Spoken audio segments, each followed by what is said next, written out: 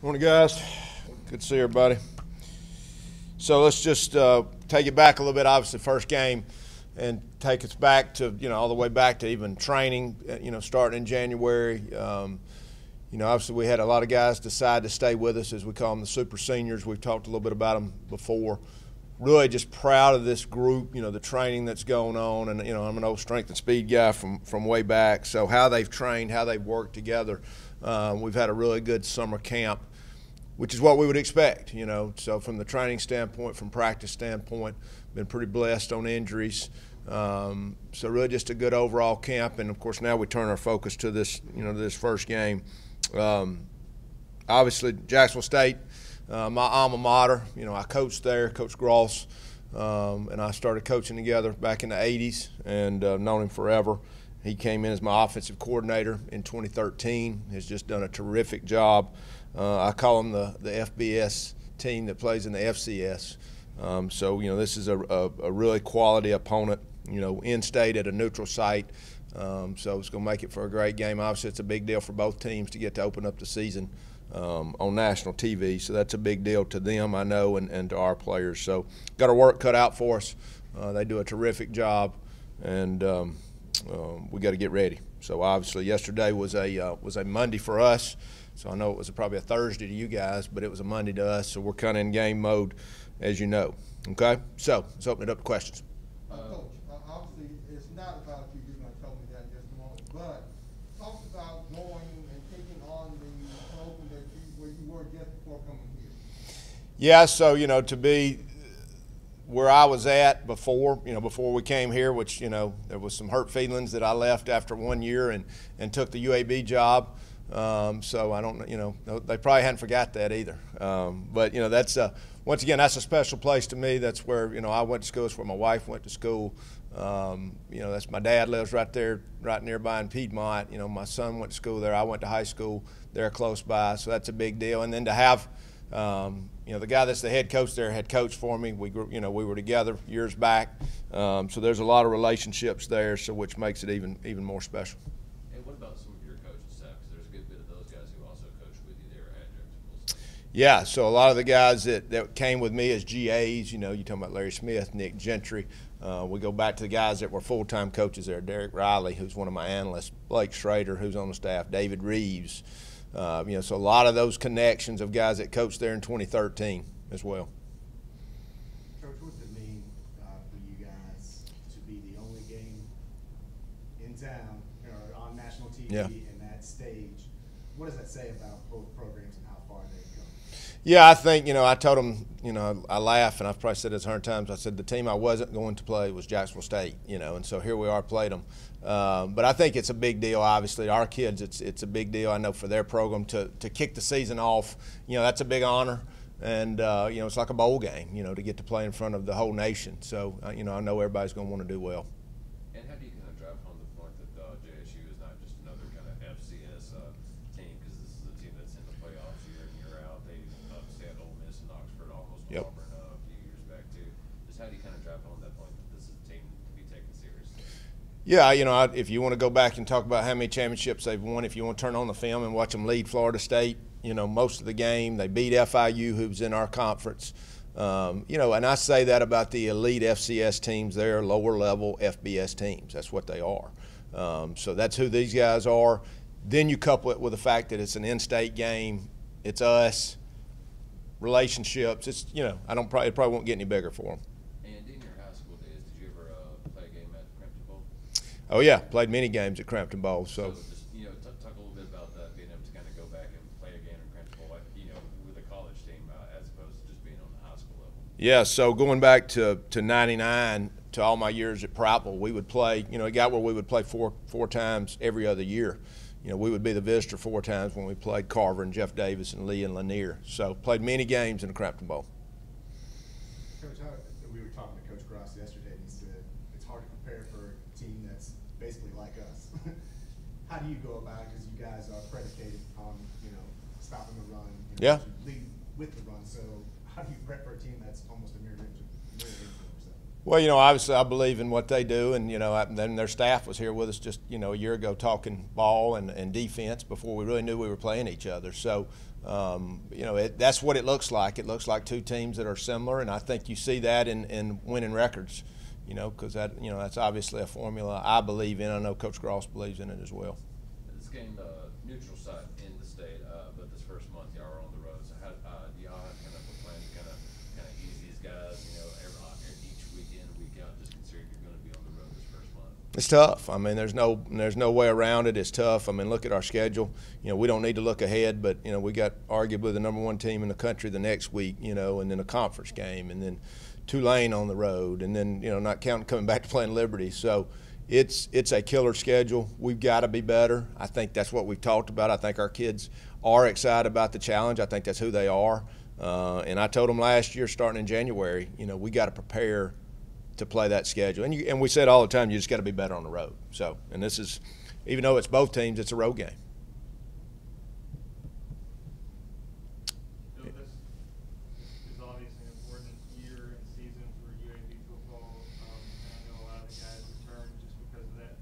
Yeah. And you guys couldn't play in the bowl game. What is kind of the DNA of this team specifically? Yeah, good question. It's really a neat team to be together, to be with, to watch. One of the challenges, and I think we kind of got into this last year, just to kind of give you a behind-the-scenes look at kind of what I've kind of changed a little bit. We've always kind of said we're going to create a leadership group and we're going to have a senior group. Well, what do you do when you have super seniors, a senior group, and guys that have been with you? And we've kind of said, all right, we're expecting everybody to lead.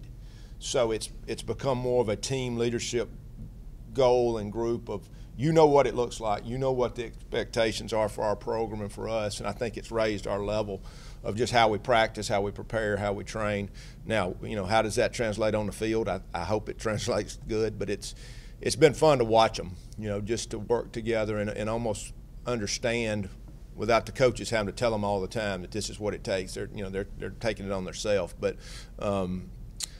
it's going to be interesting to see for them to get in that new stadium, and what that's going to mean to all of us. But just getting to go over there and practice a couple times it's really big, and we're ready to get there. But every year is big. We say this every year, but this is a special year to get to open up the stadium, et cetera. When you have so many seniors on a team, how does that change, I guess, the maturity level of everything? Yeah, and I said this, just comparing day one practice and day two practice. I think if somebody had looked at day one practice and said that was a good practice, I didn't love it. I just didn't think we were as focused. And I'm not maybe talking about our older guys. I'm talking about some of our younger guys as we transition from, everybody going against each other and running our stuff to start running an opponent. But I think when you're able to talk to a group and to see the change, whatever that is, hey, I need X, Y, and Z, and then they get it done, I think that's what leadership looks like. When senior moved from linebacker to safety, does that kind of exemplify what you're talking about? It does. I think, and I think one of the things we've always tried to do is listen to our players. And when a kind of a move kind of fits this guy, and he's like, Coach, I'd like to experiment with this other position, and there's times when I've had to say no, but when I think it's a better fit probably for us and for him and his future, that's kind of how that worked out. And so I think we've got a lot of guys that can play, and so how does that work out? Because there's only so many snaps. And I think that's where you're going to see unselfishness, team behavior, and I think that's what we're seeing right now.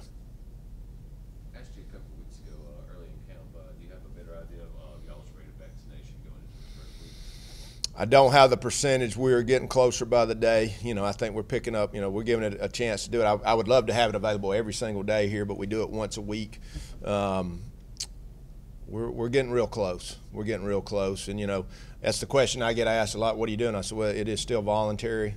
But we are highly, highly encouraging it. We're almost at 100% on the staff, which I think that's where it started. I think I was the first guy that went. And that's all we can do. We had the head of infectious diseases talk to our team. I think I mentioned that to you weeks and weeks ago. Made a huge difference for us. But we're trying to get 100%. I can't make them do it, but I can highly encourage it. And obviously you've seen this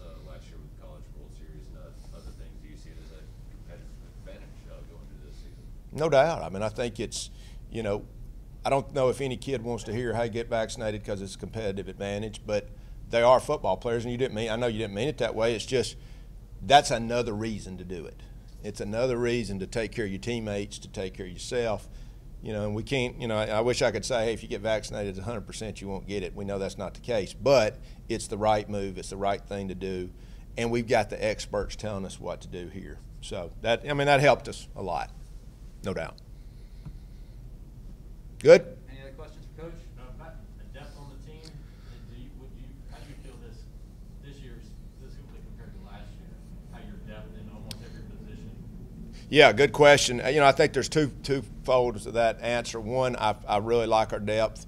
We were forced to play tons of guys. We'd look up every week. The special teams were different. Every week you'd start to feel good, and then this guy was gone, this guy was gone. We had different. Even in the championship game, we had different lineups. Obviously, Rice, we took a lot of guys that never even got to travel and they actually played. But I think it's made us that much better. I do think the second part of that question, everybody across the country probably, had a lot of guys stay. I think you're going to see a brand of football that's just better. Heck, Jack State played a whole season in the spring. They may feel it at the end of the year, but they're going to be better for it early. But I really like our depth, and that goes back to Joe's question earlier. That's what leadership's going to look like. Is we got to share some reps because there are a lot of experience, but you should be fresher, and the competition should be better. On the same line, Coach, talk about the tough balance you've got between taking advantage of those very experienced players, plus also wanting to get some time in for the new kids on the block. Yeah, that's what our job is how do you get those guys some meaningful reps, and it's how you practice, really. And I think when you start talking about how important is practice, well, who runs out there first? We may be talking about playing both of you, but somebody's got to go out there first, and all we can use is practice. Well, if you believe in practice like I do, what does that tell you about your practice should be better? So if we have better practice, we have more competition, and I think that's the thing we've talked about, not just raising the level of the one. If the 4 makes the 3 better, and the 3 makes the 2 better, and 2, So I'm just, you guys know me pretty good. I'm a pretty big stickler for how we practice the details, and I think that makes you better. That just makes you better, and I think it'll make us better as a team. Nice question. As well as coaches, as JSU is, what's the advantage of having a team facing a team to open the season that you have recent tape on, considering they played the spring season? Yeah, I think it helps. I think obviously, they've got a change in quarterback back to a guy that played early in the season. I got to go back and, and look at him. But once again, they've got an advantage. They just played, I think. Like I said, that might be, I know Coach Gross would probably say that might be a disadvantage at the end of the year. He's probably going to be playing teams in his league that did the same thing as they probably start getting tired. I think it's a huge advantage early on. So we've got to be that much better early, and I've challenged our guys to say, man, we're playing a team that just played. So they're going to come out of the gates fast. It's weird. You come in, start college as a freshman, you don't look past that. You don't look forward to that last season, and then it sneaks up on you. So it really hadn't hit me yet. I think it'll hit me, later on in the season. But as of right now, it's just I'm in work mode. Just ready to get things rolling. TD, do you know any of the players on Jacksonville State team? I do. My little league friend, grew up with him. Yule plays corner out there. I've been talking to him. And, it's mutual. It's mutual. What does it mean for you guys to be, like I asked Coach Clark, the only game on Wednesday night, prime time?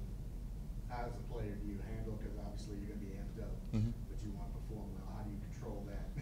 Because you guys are going to be the only game that people are going to do.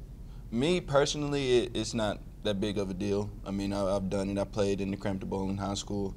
Played on ESPN multiple times, so I think those jitters aren't what I'm worried about. I'm worried about the younger guys who might have to step up and play. I'm trying to talk to them, get them to understand that, hey, yeah, it's on ESPN, but you can't let that dictate, what you do. So go in there, be level-headed, and just take it play by play. Now, you and maybe a handful of other guys on this team have played in the Crampton Bowl in high school, like Isaiah Forte. Some of those guys played in the Montgomery area as well. Just what can you tell about the guys who haven't played there, maybe out of state? What it's going to be like playing in this stadium? With this being an in-state game, It's gonna be loud. It's gonna be hectic. It's gonna be rowdy, but just stay poised, stay calm, enjoy it, live it. What do you think about the two defensive backs for Los Angeles Rams? Two Blazers. Bronte and D. Will, yeah. It's crazy. It really is. It's Bronte going in, making the plays he's making. D. Will, making a name for himself right alongside with Jalen Ramsey is, one of the best situations you can ask for. Hopefully, make it 3 for 3, and we get the whole secondary going. It'd be a good thing going. UAB Rams. Oh yeah, UAB Rams. Los Angeles Blazers. What does that do, I guess, for the image of UAB? I can see UAB slowly turning into DBU. Me personally. I feel that. Behind Coach Mitch, he teaches us everything we need to do. Coach Schrader, 2 great secondary coaches. I can see the pictures now. Just kind of sticking with that same thread. Second round of cuts, only a couple guys have put out, injuries and stuff like that. But, what's that speak to the program about the practice y'all go through, just the preparation that y'all are put through development in this program to be able to get out there, even though y'all might not be drafted, that y'all are able to make teams and really put out a career out there in the NFL. I think the way that we practice helps with that a lot. We don't practice like a normal college team, and you hate it, but you love it at the same time. Like today, got crossover period, and it's crazy, but you start to realize later on that it's helping you more than you think. So with us being able to do that throughout the whole year, keeping the same schedule, once you transition into those NFL practices, it's way easier than what you have already been through. What has having those extra seniors around done for you guys as a team moving forward? It's given a different point of view for the younger guys. The younger guys, they look up to the seniors, but then you got me, Kobe, Jacoby, Drew, the super seniors. Walk around who's also giving them some attention. Helping them out. It's gotten a lot easier. I was a senior last year, and having to talk to the team, talk for the team, it was harder. But now everybody's on the same page. We know what needs to be done. We know, what we need to do in order to win. So I think now the super seniors, the seniors, and the juniors are all on the same page. That's the way it was just the seniors, and then the juniors, sophomores, and freshmen. So it's weird, but it's a good thing. What do you want the city of Birmingham football fans in this football rabid city to know about this team going into the year? I don't know. I haven't even thought about that one. What's the soul of the team? The work. That's all we do. That's all we can do. It's work. Up here every day, regardless of if it's mandatory or voluntary. Everybody wants to be better at whatever it is they got to be better at. Work. Looking back to last year, is there some moments that provide extra motivation, maybe that y'all did, like against Miami or something that didn't work out well, that's kind of just been learning lessons for going into this year? This actually worked out for us. It was the Rice Week. I remember we had our senior meeting, and that week we took a vote on if we were going to play that game or not.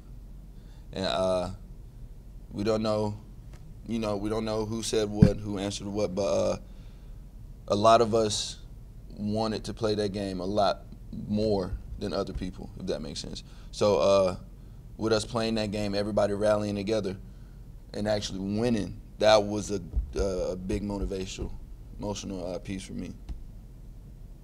Anything else for TD? Y'all took a vote. Mm-hmm. We had a lot of people out, with COVID. And just like Coach said, we had a lot of people playing who hadn't even traveled before.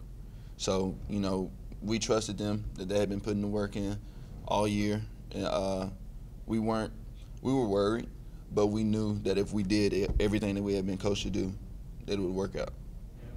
The whole team that voted? No, just the seniors.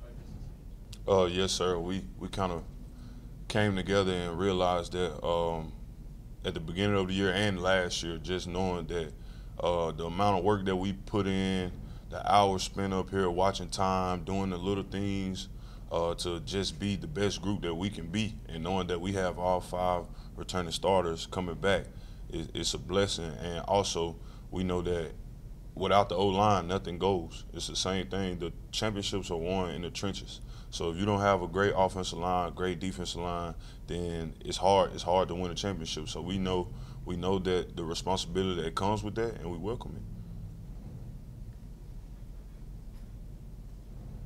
In terms of the unfinished business, what's on your checklist? Unfinished business, opening up this great stadium. We want to go undefeated at home. We know we lost the first loss in a while at Legion since the return, and that was tough on all of us, and we took that personal, and so we want to finish that out. Like we say, the goal is to go undefeated, win another conference championship. The unfinished business, I missed the last 2 games because of COVID-19, so it was no doubt in my mind that I was going to come back and try to be able to be there for my brothers this year, even though they handled business like they did, like I knew they would last year for me. So it's me returning the favor and giving everything that I got this year. Play junior college in Mississippi, so you're kind of used to a lot of those Thursday night games. You know, what's kind of going to be a little bit different this time around, kind of playing on a Wednesday to really open up the season there? The urgency is just bumped up a little bit more. Like you said, Coach Clark said it earlier. It's a Thursday or it's a Friday today, but today is a Tuesday for us. So practicing over the weekend and things like that, you kind of get confused, but you have to stay focused on knowing that Wednesday is just another Saturday for us. We treat everything like it's a game. The preparation, the focus is there, and what greater opportunity than to open up college football on ESPN against a great opponent. Is there a position group for you that stands out in your mind when you think about your team? Offensive line. No, but definitely our offensive line, running backs, wide receivers, D-line, and those in our secondary and linebackers. I mean, I'm kind of biased because I play offensive line, but man, the amount of work that I've seen everybody put in over these past eight months has been crazy. From, like I said, the super seniors deciding to come back, and us kind of having the experience and having a true freshman class come in and having to take those guys under our wings and show them the way and show them the UAB way. It's been great. Like I say, every position has something special about them in their own way. So I'm really excited to see us go out there and do it. Chloe, did you missed the last 2 games last year? Yes, sir. Was that contact trace or did you have a case? I actually had a case. Was it bad, or? No, I just lost my taste and my smell, which sucked because I like to eat. But I ended up. My mom was like, since you can't taste anything, just go ahead and just eat some salad or something. So I'm sitting up there eating spring mix out of the pack, and it don't taste like nothing. So it was a way to get my greens in. But I found out that I had COVID the day before traveling to Rice. So it was tough on me, but I never lost faith in my brothers. I knew that we had prepared. I knew that the guys, we traveled with 43. And all it takes is 11. So the fact that we came together and we were able to do that is truly special. So I was appreciative. I was cheering from my couch. I'm pretty sure the whole apartment complex knew that UAB had won a championship when they beat Marshall. So How much pride do you have in this team right now? a lot of pride. And it's not a place of arrogance. It's just being here day in and day out and seeing all of the work that we put in is crazy. A lot of people talk about the grind, but we really grind here, and we embrace the grind. We embrace adversity. We practice with adversity. Everything is hard. We make it hard on ourselves, so when the game time comes around, it's fun. It's time to have fun. So if you can do that when it's hard, then you can just go out there on Wednesday or a Saturday or a Friday and just let loose and just have fun. Any other questions for Colby? Do you know any players on Jacksonville State's team? Personally, I do not. it's crazy because my family back home, we have a Jackson State where I'm from. And so everybody's like, oh, y'all playing Deion Sanders? I'm like, no, it's Jacksonville State. It's college in Alabama. But no, I don't personally know anybody that plays for them. And 2 years ago, when the offensive line kind of was basically a lot of new players, the starters have kind of graduated. Just y'all's journey together the last couple of years. How do you look back on that and kind of just be amazed at? Yes, sir. It started out kind of rocky. You know, we was with O-line, it's all about chemistry and experience. So when you are a newcomer, it kind of gets big to you. The season gets long. It starts to take a toll. You kind of find yourself hitting the wall when you're first coming out and you're a starter for the first year. So we overcame a lot of adversity. We had a lot of different lineups in 2019. We found a way to win the Western Division. We didn't finish it, but we found a way to get it done. And so coming back in 2020, we had experience. And, I mean, like I said, O-line is all about experience. So being that we return 5 starters coming in 2021, I think it's going to be huge. And I'm very excited and to see what we go out there and do. So who do you think is going to get more yards, McBride or Brown? I don't know. I ain't gonna speak on that.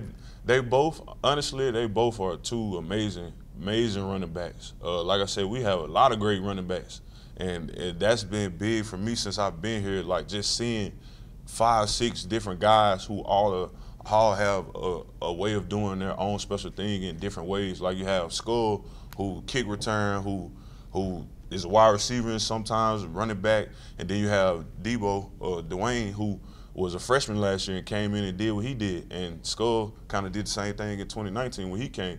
So I'm excited. We're gonna try to create a lot of holes for those guys and let them do what they do.